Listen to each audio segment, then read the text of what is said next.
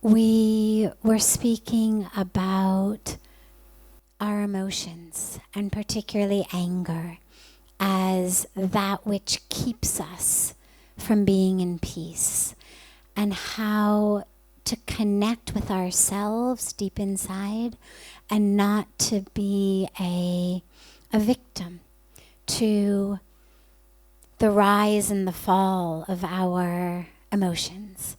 And so as we were just leaving to go to Aarti, the question was asked, well, so when I feel anger, what do I do about it then?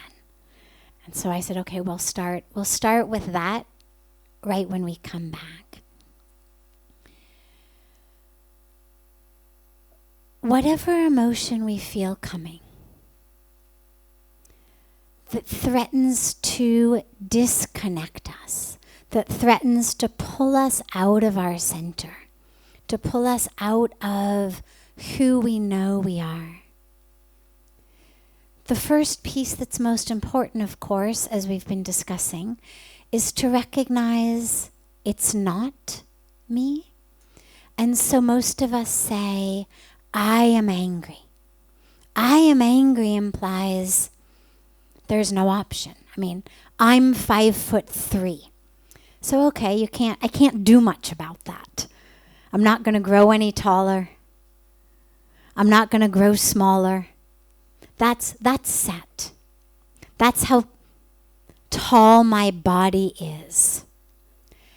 But with the emotions, as we know when we really watch them, they're constantly changing. And so the patterns of chemical and electrical activity in our minds, in our brains that we call anger, they happen for a very short period of time. And it's, as I said, it's chemical and electrical patterns of behavior. It's not who I am. And one of the ways to be sure of that is, 10 minutes ago, before I was angry, who was I? If I am anger, then 10 minutes ago, who was I? An hour from now, who will I be? So clearly, I am not angry. But when we say I am angry, it implies there's no option. But there is an option. Anger is a wave. Emotions of all sorts are waves. And they have a power of their own, the way that a wave has a power of its own. But we have a choice when a wave comes. Either we throw ourselves into it and we let it take us. Sometimes we drown. Sometimes we get washed out to sea. Sometimes we find ourselves face down on the sand with a mouthful of sand suffocating. But there's another option with waves. There's several other options with waves. One option is we stay out of the ocean. We watch it. We watch the wave come. We watch it recede. That's what you could talk about being the witness. Watching that wave of anger come. Ah, there's anger coming. Okay. And it comes and we watch it rise and rise and rise. And it's not that we're not impacted by it. We feel it. The same way that you feel, even if you're not in the ocean, you feel the spray of the wave of water coming. But you don't drown in it because you're just watching it. Another way is you're in the ocean. You're in the ocean, no problem. Deep in our lives, deep in our emotions.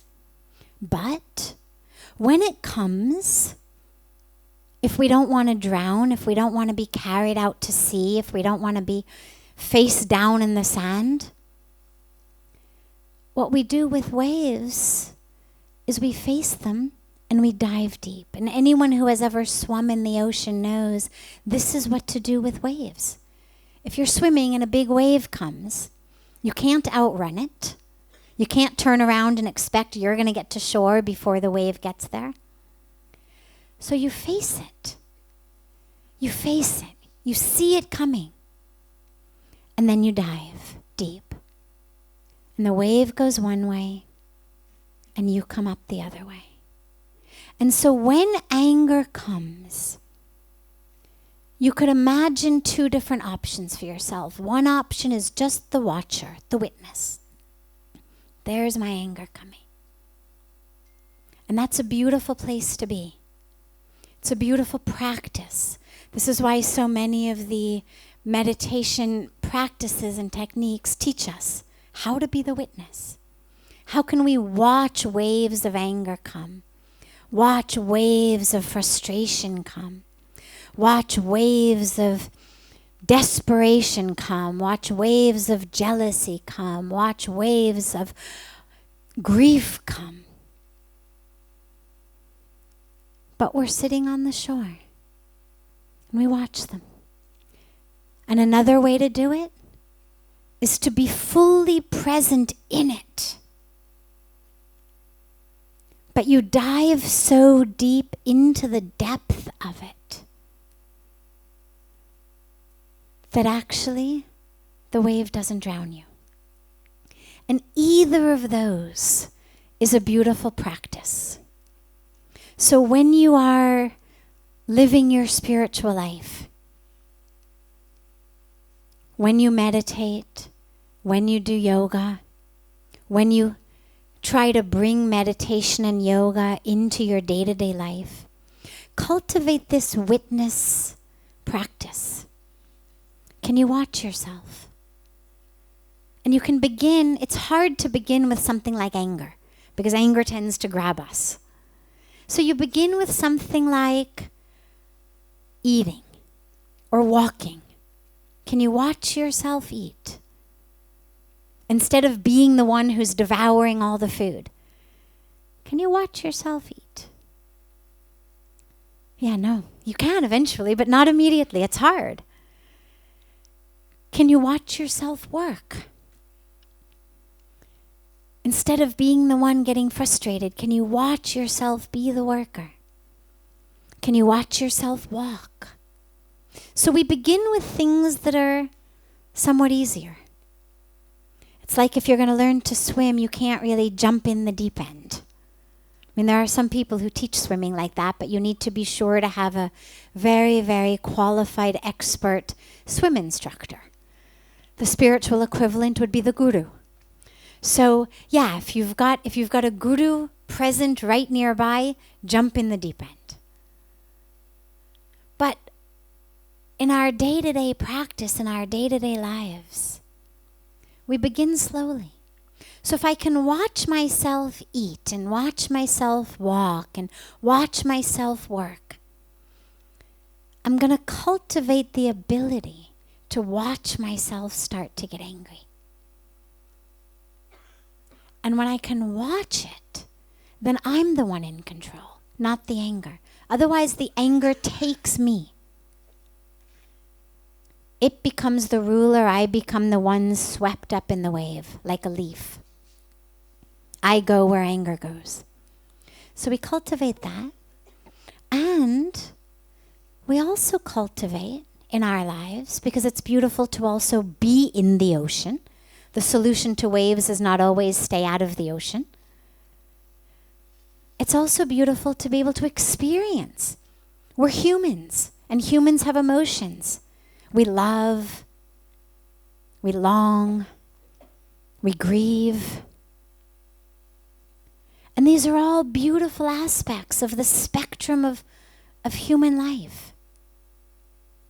And so the answer is not always just, stay out of this ocean, stay on the shore, but how to be in love, how to be in the world, but not get tossed about by the waves. And the way to do that is dive deep. Dive as deep as you can. So yeah, there are waves in the world, but they won't impact you. Because you'll be so deep in your experience that the waves are only on the surface.